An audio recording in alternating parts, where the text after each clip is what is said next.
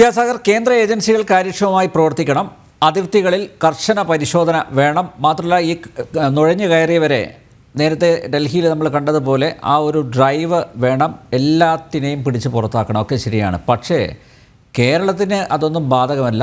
ഞങ്ങൾ ഈ വരുന്നവരെയൊക്കെ ഞങ്ങൾ അതിഥികളായി സ്വീകരിച്ച് അവരെ നമ്മളിങ്ങനെ തീറ്റിപ്പോറ്റി വളർത്തും എന്ന ആ ഒരു നിലപാടിനോട് യോജിക്കാൻ പറ്റില്ല.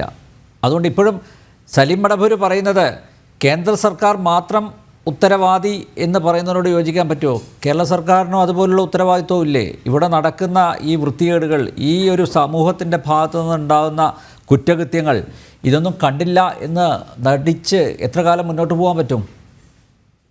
ഞാനിവിടെ ആദ്യമേ തന്നെ മറുപടി പറയാൻ ആഗ്രഹിക്കുന്നത് സലീം സാർ പറഞ്ഞ ഒരു കാര്യം, അതായത് ഈ പശുവിന്റെ പേരിൽ ബീഫ് തിന്നു എന്നതിന്റെ പേരിൽ എത്രയോ പേരെ അടിച്ചു കൊന്നു എന്നാണ്. അതിന്റെ യാഥാർത്ഥ്യം അദ്ദേഹം ഒന്ന് മനസ്സിലാക്കണം.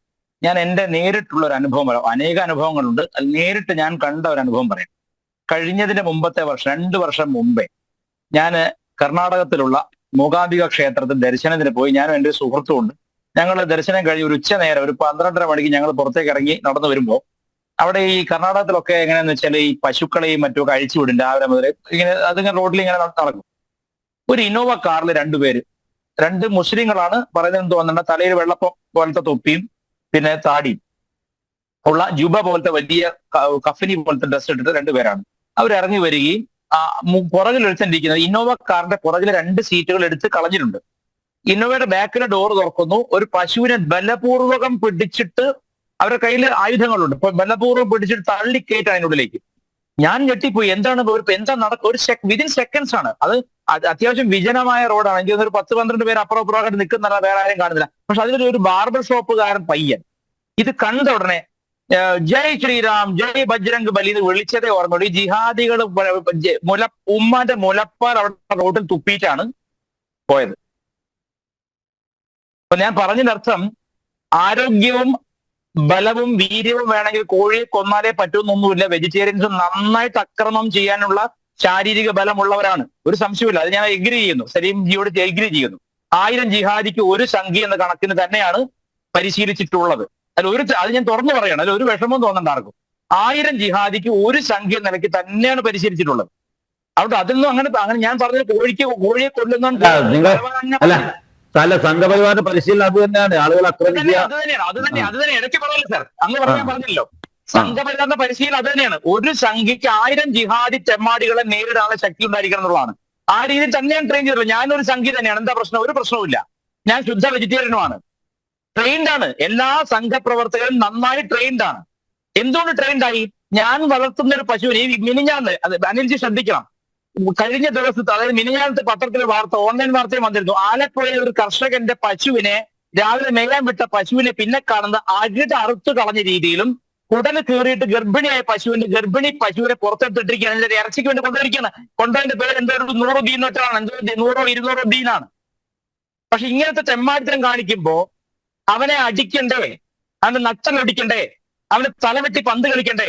തെറ്റാണോ പറയുന്നത്?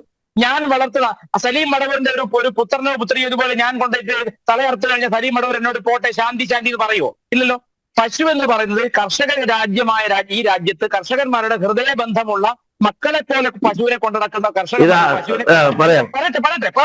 പറയട്ടെ കർഷകന്മാരുടെ പശുക്കളെ തട്ടി ഈ ജിഹാദികൾ ചില തെമ്മാടിത്തരമാണ്. ഈ കർഷകന്മാരുടെ പശുക്കളെ വണ്ടിയിൽ തട്ടിക്കൊണ്ടിട്ട് ഇറച്ചിക്ക് വിൽക്കുമ്പോ എവനെയൊക്കെ അടിച്ച് ഉമ്മാന്റെ മുലപ്പാൽ തുപ്പിക്കുകയല്ലേ വേണ്ടത്? അല്ലാതെ അവിടെ ഗാന്ധിജി പറഞ്ഞോണ്ടിരിക്കുകയാണ്. മാത്രമല്ല, ഈ രാജ്യത്ത് വ്യാപകമായിട്ട് തല്ല് കൊണ്ട് നേരത്തെ ഇവന്മാർ പറയും, അയ്യോ ഞങ്ങളെ തല്ലുന്നേ, ഞങ്ങളെ ബീഫ് തിന്നതിന്റെ പേരില തല്ലിയെന്ന് പറയും. ബീഫ് തിന്നതിന്റെ പേരിലല്ല, വളർത്തുന്ന പശുവിനെ, മക്കളെ പോലെ കർഷകൻ വളർത്തുന്ന പശുവിനെ തട്ടിക്കൊണ്ടുപോയാൽ, മക്കളെ തട്ടിക്കൊണ്ടുപോയാൽ അവനെ തല്ലണം.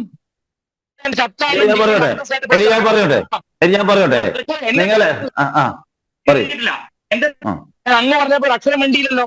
അതുകൊണ്ട് ആ ഒരു ഭയം ഉള്ളതുകൊണ്ട് തന്നെ ഇവന്മാർ, ഈ മുറിയന്മാര് ഒന്ന് അല്പമെങ്കിലും രാജ്യത്തിന്റെ ജനാധിപത്യ മര്യാദ പാലിക്കുന്നത്. അല്ലെങ്കിൽ ഇവന്മാർ വീട്ടിൽ അമ്മയും മകളും പിടിച്ചോണ്ട് പോലെ സംശയം എന്താ? അപ്പൊ അതുകൊണ്ട് ഈ ഞാൻ പറഞ്ഞത് ബലം എന്ന് പറയുന്നത് ഈ ഇറച്ചി തിന്നുന്നവർക്ക് മാത്രമാണ് ബലം എന്ന് ഞാൻ പറഞ്ഞിട്ടില്ല. ഞാൻ പറഞ്ഞത് ഇറച്ചി തിന്നുന്നവർക്ക് അല്ലെങ്കിൽ പിന്നെ ഒരു പശുവിനെ കൊന്നിട്ടോ അല്ലെങ്കിൽ കാളയെ കൊന്നിട്ടോ അല്ലെങ്കിൽ പിന്നെ കോഴിയെ കൊന്നിട്ടോ വരുന്നവന് ഞാൻ അത്ര ഉദാഹരണത്തിന് ഉപ്പാന്നോ പാപ്പാന്നോ പറഞ്ഞില്ല.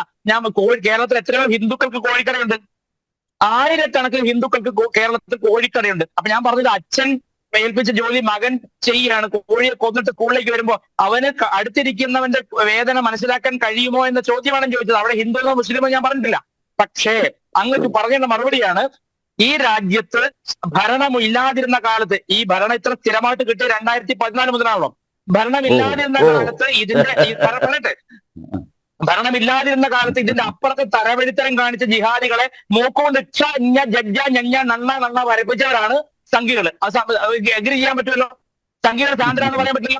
നിങ്ങൾ ഏറ്റവും പൊളിറ്റിക്സും കൊണ്ടുവന്നിട്ടും നിങ്ങൾ വലിയ വടിവാൾ കൊണ്ടുവന്നിട്ടും എല്ലാം പരീക്ഷിച്ചിട്ടും നിങ്ങളുടെ വലിയ നിങ്ങളിത് പറയുന്നാരാ? നിങ്ങൾ കുറെ നേരമല്ലേ നിങ്ങൾ ഞാനിത് ആരോപിച്ചത് നിങ്ങളാ പറഞ്ഞത്. ആര് സലീം മടവൂർ അടക്കമുള്ള കമ്മ്യൂണിസ്റ്റുകാർ സപ്പോർട്ട് ചെയ്യുന്ന ജിഹാദി ഗ്രൂപ്പുകളാണ് ഈ ജിഹാദ് ജമ്മു കാശ്മീരിലെ ഏറ്റവും വലിയ ജിഹാദ് അല്ലല്ല, ജമ്മു കാശ്മീരിലെ വിഘടനവാദത്തിന് PDP കൂട്ടി പരിസരങ്ങളിൽ നിങ്ങൾ PDP ജമ്മു കാശ്മീർ കൂട്ടി പരിസര ജമ്മു കാശ്മീരിൽ PDP കൂട്ടി പരിസര നിങ്ങള് അത് പറയട്ടെ, ജമ്മു കാശ്മീരിൽ ഇനിയും ചെയ്യും. പിന്നെന്താ കാര്യം? PDP കൂട്ടും BJP മറ്റു പാർട്ടികൾ കൂട്ടും ഭരണം ഭരിക്കാൻ വേണ്ടി അവര് വിഘടനവാദികളെ കൂട്ടുവോ? വിഘടനവാദികളെ കൂട്ടും. വിഘടനവാദികളെ കൂട്ടും. നിങ്ങളെ വിഘടനവാദികളെ കൂട്ടും. നിങ്ങള് ആളുകൾ പശുവിനെ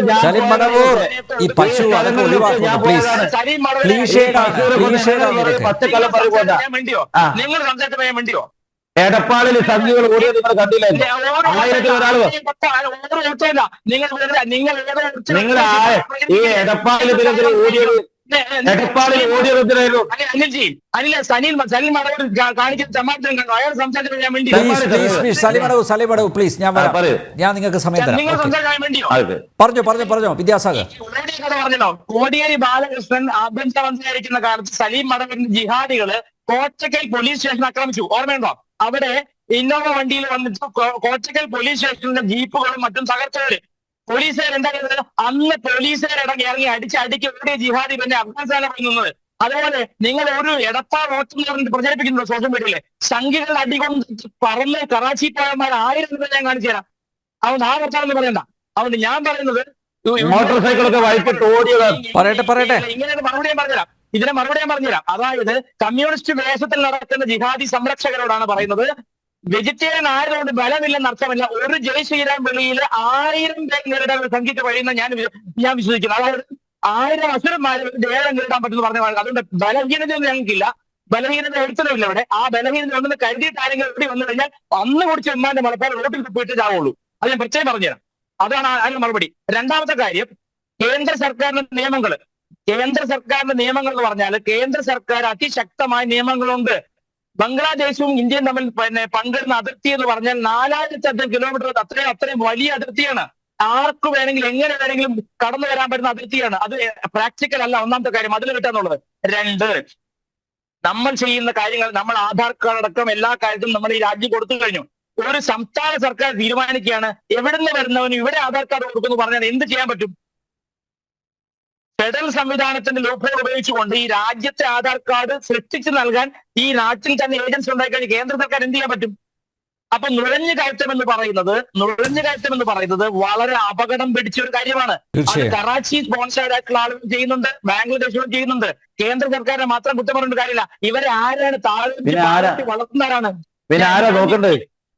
നിങ്ങൾ ഈ സംസ്ഥാനം, ഞാൻ പറയട്ടെ, കേരളത്തിലാണ് ഏറ്റവും അധികം ഇവർ സെറ്റിൽ ചെയ്തിരിക്കുന്നത്. കേരളമാണോ അതിർത്തി നോക്കണ്ടേ? അല്ല, ഞാൻ അതിർത്തി നോക്കണ്ടേ? നമ്മുടെ നാട്ടിലേക്ക് വന്നു കഴിഞ്ഞാൽ there should be a scrutiny. ഞാൻ പറഞ്ഞത് ഒരാള് ഒരു സ്ക്രൂട്ടിനി വേണ്ട. ഞാൻ പറയുന്നത് ഇവിടെ വരുന്ന ആളുകൾ ആരൊക്കെയാണ്, അവരെവിടെയൊക്കെ താമസിക്കുന്നു. എന്റെ ചോദ്യം ഇതാണ്. ഈ നേരത്തെ പറഞ്ഞല്ലോ അനിൽജി, ഒരു സ്ഥലത്ത് നമ്മുടെ ഏതാണ് സ്ഥലത്തിന്റെ പേര്? പായിപ്പാട് ഒരു അക്രമം അഴിച്ചു വിട്ടല്ലോ. കേരള സർക്കാർ നടപടി എന്തായിരുന്നു അതില്? ഞാൻ പറയുന്നത് ഈ കേരള സർക്കാരിന്റെ ഒരു പ്രോ ജിഹാദി മൈൻഡ് സെറ്റ് കൊണ്ടാണ് ഇത്രയധികം ഇവർ ഇവിടേക്ക് വരുന്നത്. മെയിൻലി കാരണം ഇവിടെ അവർക്ക് സുരക്ഷിതമാണ്. ബാംഗ്ലാദേശ് പോലെ തന്നെ ഇവരെ ആരും ചോദ്യം ചെയ്യില്ല എന്നുള്ളവർക്ക് അറിയാം. അപ്പൊ മതഭീകരത ഇളക്കി വരുന്നവരാണ്. ഈ പശുവിന്റെ പേരിൽ നടക്കുന്ന കൊലപാതകങ്ങളിൽ 90% കർഷകർ വളർത്തുന്ന പശുക്കളെ തട്ടിക്കണ്ടുകൊടുത്ത് കശാപ്പ് ചെയ്യുന്ന തെമ്മാടികൾക്കുള്ള പരിപാടിയാണ്. അവരെ നാട്ടുകാർ കൂടി അടിച്ചു കൊല്ലുമ്പോൾ ഇവർ കയറാൻ തുടങ്ങും. ഇരവാദം മുടക്കുന്ന എപ്പോഴും ഇവരെ പരിപാടി ആദ്യം വെല്ലുവിളിക്കുക, ആദ്യം വെട്ടുകൊണ്ട നല്ല തിരിച്ചടി കിട്ടുമ്പോൾ കരയിൽ അയ്യോ ഞങ്ങളെ ആക്രമിക്കുന്നേ, ഞങ്ങൾ ഇരകളാണേ, ഞങ്ങളെ രക്ഷിക്കണേ അല്ലാതെ വിളിച്ച് കരയാണ്. അതാണ് ഞാൻ പറഞ്ഞത്. ശരി ശരി ഞാൻ പറയട്ടെ, ഞങ്ങൾക്ക് സമയം കഴിഞ്ഞു. ഞാൻ പറയട്ടെ, എന്റെ രാജ്യത്ത് നിങ്ങൾ ഇങ്ങനെ പറഞ്ഞാൽ ശരിയാവില്ല. എനിക്ക് ടൈം വേണം. അല്ല നിങ്ങൾക്ക് ഭയങ്കരമാണ് തരുന്നത്, ഞാനല്ല. എന്റെ രാജ്യത്ത് അട്ടിമറിക്കുവാൻ വേണ്ടി ഇതര മതസ്ഥർക്കെതിരെ ഏതെങ്കിലും ജിഹാദി ഇനി 3 മിനിറ്റ് ഞാൻ പറയാൻ തുടങ്ങാണ്. ഇനി ഞാൻ പറയാതിരിക്കാൻ പറ്റില്ല. നിങ്ങൾ ഈ പറഞ്ഞ കേന്ദ്ര ഗവൺമെന്റിന്റെ പരാജയമാണ്. സമ്പൂർണ്ണമായി കേന്ദ്ര ഗവൺമെന്റിന്റെ പരാജയമാണ്. ഒരിക്കലും യോജിക്കാൻ പറ്റില്ല. കേന്ദ്ര സർക്കാരിന്റെ പരാജയമല്ല. വിദ്യാസാഗർ ഗുരുമൂർത്തി പറഞ്ഞ പോലെ സ്ക്രൂട്ടിനി വേണം, പരിശോധന വേണം.